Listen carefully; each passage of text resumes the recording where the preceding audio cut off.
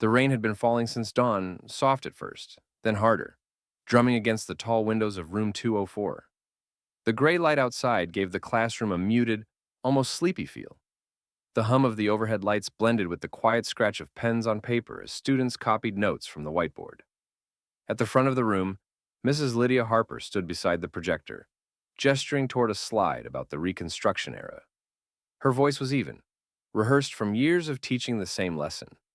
She moved between explaining the Freedmen's Bureau and the economic challenges of the post-war South, her eyes occasionally flicking to make sure students were paying attention. Near the back, Amara Johnson sat with her notebook open but untouched, her pen resting motionless between her fingers. Usually, she was one of Harper's most reliable students, quiet, attentive, the type who nodded along when something made sense. But this morning, she was different. Her eyes darted repeatedly toward the clock above the door. Her foot tapped lightly against the linoleum floor. Every so often, her gaze shifted to the hallway window in the door, as though she was waiting for something, or someone. Mrs. Harper caught the movement in her peripheral vision but kept going. She was halfway through explaining a political cartoon from the era when Amara's hand shot up, fast and high. "Yes, Amara?" The girl didn't wait for acknowledgement beyond her name. She spoke quickly, her voice slightly louder than the usual low hum of classroom conversation. "I think it's important to remember that even today," she began, but her words spilled into something not on the slide at all. She mentioned the neighborhood center, a fire, and hearing sirens that morning. Her sentences tumbled over one another, fueled by urgency rather than structure. Several students turned to look at her. One boy near the window muttered, "Here we go," just loud enough for others to hear. Mrs. Harper frowned slightly. "Amara, that's not what we're discussing right now. Let's stay on topic." But Amara didn't stop. "No, I mean right now. It's happening now. There are kids there." "Enough," Mrs. Harper said more sharply, the firmness in her tone cutting through the rain's steady patter outside. "You're disrupting the lesson. Please step into the hallway." The room went silent. Amara's jaw tightened. She gathered her notebook and pen, moving with deliberate slowness. Her eyes didn't meet anyone's as she walked past rows of desks toward the door. She didn't slam it, but the quiet click of it closing behind her felt louder than any shout. Mrs. Harper turned back to the class, forcing herself to resume the lesson, but the words felt heavier now, less fluid. Somewhere in the back of her mind, a small voice asked whether she had just shut down something important, but she pushed the thought away. Rules were rules, and the class had to go on. The hallway outside, room 204, was quiet in that particular way. School corridors get during class hours, a kind of vacuum where every sound feels amplified.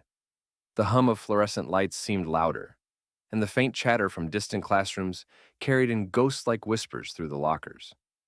Amara stood a few steps from the door, her back straight, her arms folded loosely across her chest. She wasn't pacing or fidgeting. Instead, she kept her gaze fixed down the hall, toward the double doors that led outside. Her breathing was quick but steady, like someone holding themselves in check. Mrs. Harper stepped out, letting the door close softly behind her. She crossed her arms to match the girl's stance, though for her it was a sign of authority. "What's going on with you today?" she asked, keeping her voice firm but not raised. Amara's eyes flicked toward her, then back to the end of the hallway.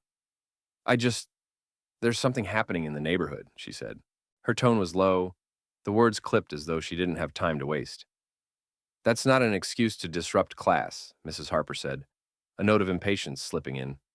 "You started talking about fires and sirens in the middle of a history lecture. That's not the time or place." Amara's jaw tightened. "You don't get it. This isn't some story. It's right now.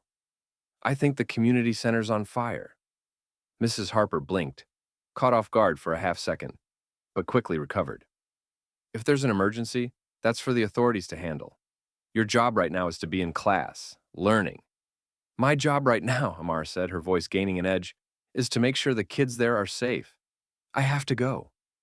"Amara," Mrs. Harper replied, "if you leave without permission, you'll be marked truant and face suspension. You're a good student. Don't throw that away over a hunch." Amara's eyes met hers fully now, and for the first time that morning, Mrs. Harper saw something there. A mix of fear, determination, and an unshakable sense of priority. It wasn't defiance for the sake of it. It was conviction. If that's what it takes, Amara said quietly, then that's what it takes. She turned, walking down the hall toward the front of the school. The soft squeak of her sneakers on the polished floor echoed in the otherwise silent corridor. She didn't look back. Mrs. Harper stood there for several moments, staring after her. She told herself the girl was making a mistake, that she was choosing recklessness over responsibility. And yet, as the door to the outside swung shut behind Amara, the lingering image of her determined walk gnawed at the edges of that certainty. By the time the lunch bell rang, the corridors were alive again. Lockers slamming, sneakers squeaking, the air filled with the chatter of students rushing to meet friends. But in the staff lounge on the second floor, the mood was different.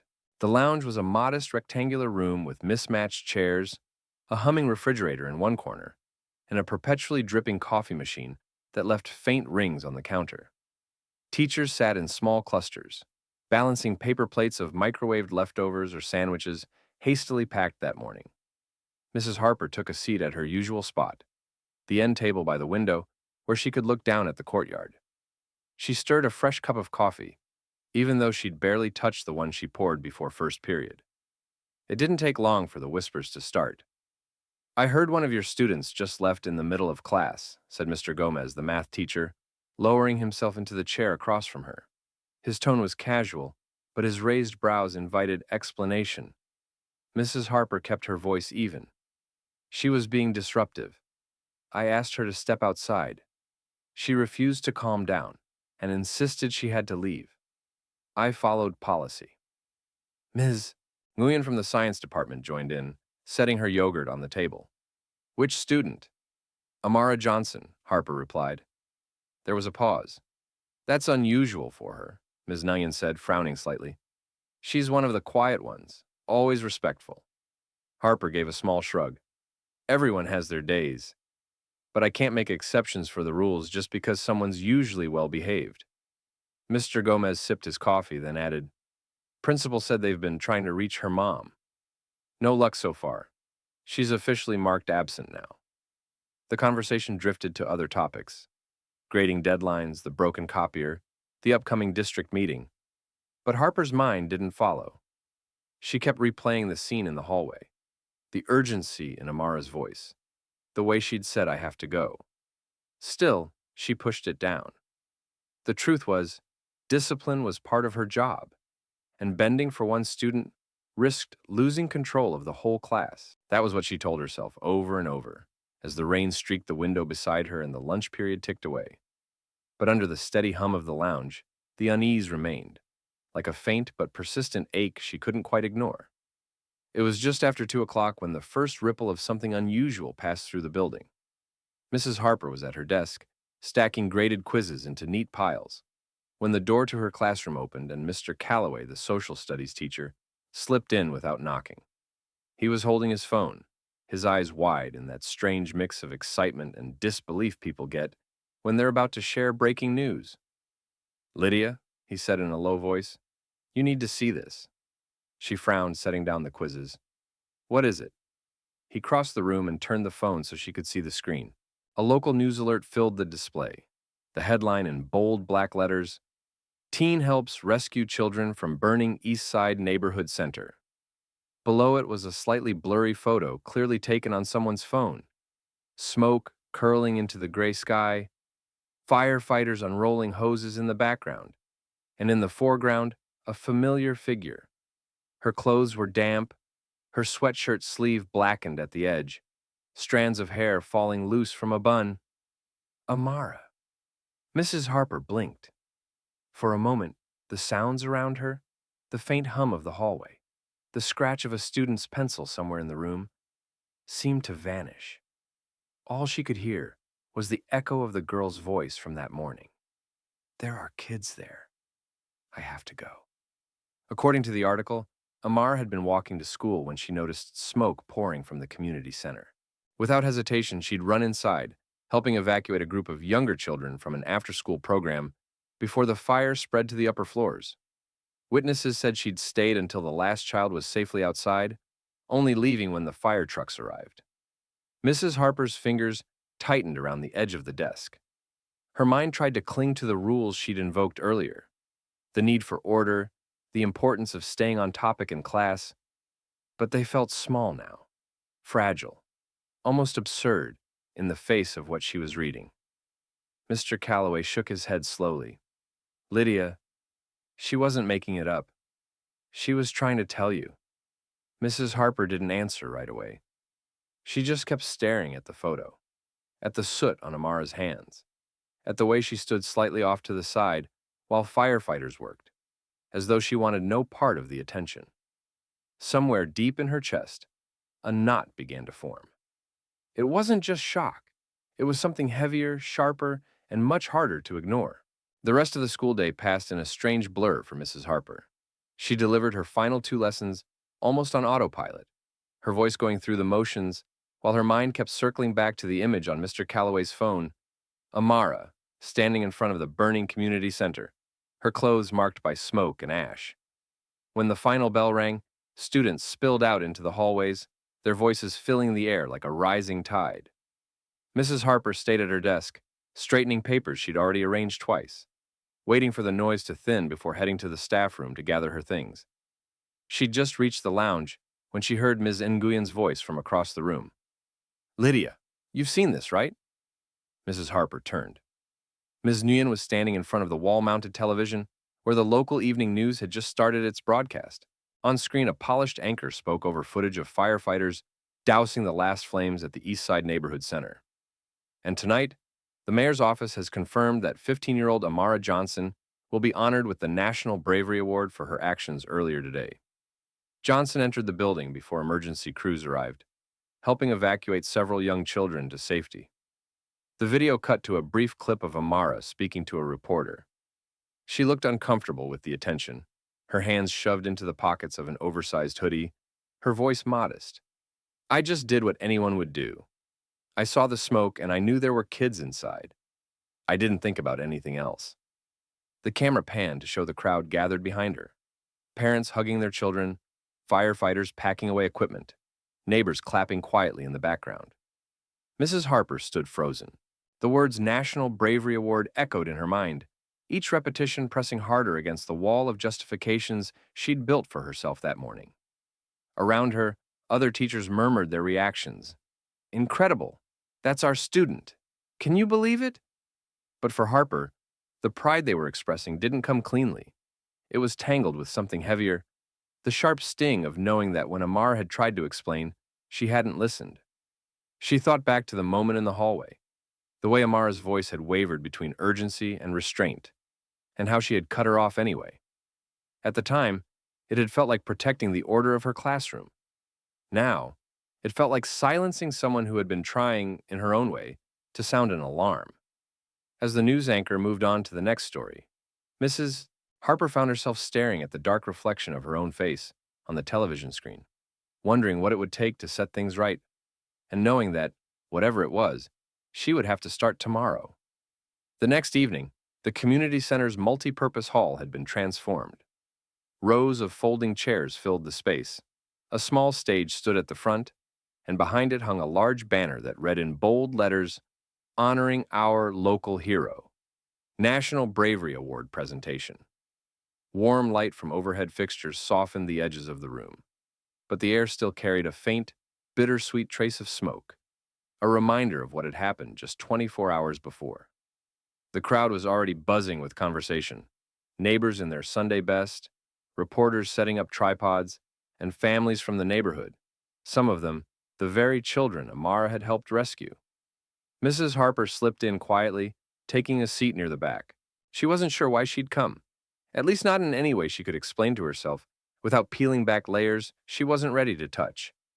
But part of her knew she needed to see this. She needed to face it. A hush fell over the room as the mayor stepped to the podium. His voice was warm and deliberate as he spoke about courage, the kind that isn't planned or prepared, but rises in the instant it's needed most. In moments of danger, he said, some people hesitate, but others run toward the danger because someone else's life matters more than their own. Last night, a young woman in our community did just that. When Amara walked onto the stage, the applause swelled and echoed against the high ceiling. She was dressed simply, a neat navy blue dress that reached her knees, her hair down in soft curls. But there was something different in the way she carried herself. She stood tall, meeting the applause with a small, shy smile that somehow made her presence even stronger. Mrs. Harper watched from her seat, her throat tightening. She thought about that morning in the hallway, Amara's steady voice, her refusal to back down, and how she had read it as defiance instead of urgency. Seeing her now, framed by a room full of admiration, the mistake felt sharper, almost physical. The mayor presented the award, a gleaming plaque etched with Amara's name, and stepped aside so she could speak. I didn't think about awards or news stories, Amara began, her voice clear but modest.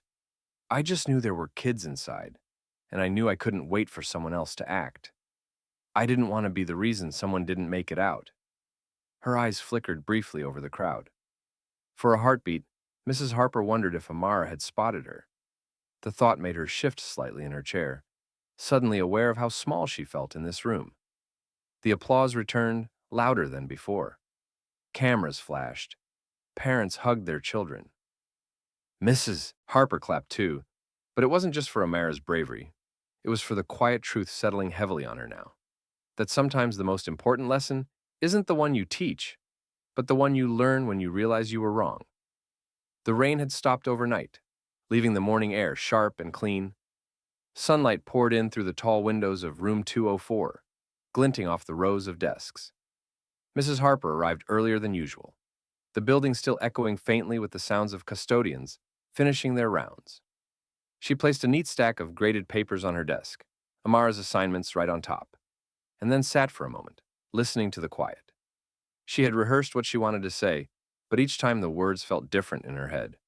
Too formal, too stiff, too much like the scripted discipline she'd delivered yesterday. This couldn't be that. The first students began to trickle in, their sneakers squeaking on the polished floor. Bits of conversation about the ceremony floated through the room. Someone had clearly seen Amara on the news, and the retelling was animated, almost proud. Then Amara walked in. She was in her usual jeans and hoodie, hair pulled back in a tidy bun, her backpack slung over one shoulder. The chatter around her softened as classmates greeted her, some with quick waves, others with congratulations. She smiled politely but didn't linger, moving toward her usual seat near the back. Mrs. Harper stood. Amara, she said, her voice steady, but softer than usual. The girl paused, glancing up with a neutral expression.